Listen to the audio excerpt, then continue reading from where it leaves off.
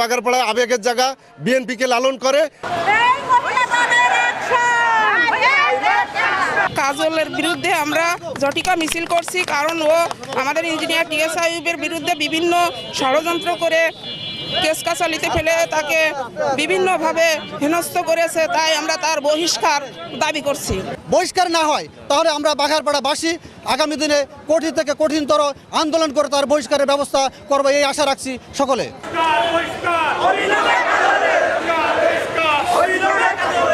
সারা বাংলাদেশে আপনারা জানেন যে সারা বাংলাদেশে একটি সিট হইলেও এই বাঘারপাড়া অভয়নগর বসিন্দাই নির্বাচন এলাকার এই সিটটা কনফার্ম ছিল, কিন্তু যখনই টিএস আইয়ুবকে নমিনেশন থেকে এই কাজল পয়সা খেয়ে সে এইভাবে দুর্নীতি করে নেতার নমিনেশন বাতিল করে দিয়েছে, সেই কারণে বাঘারপাড়াবাসী আজকে ফুটে উঠেছে এবং বাঘারপাড়া দেখেছেন আপনার এই আসনটি আছে হারিয়ে গেছে, যার কারণে বাঘারপাড়ায় আবেগের জায়গা, বিএনপিকে লালন করে।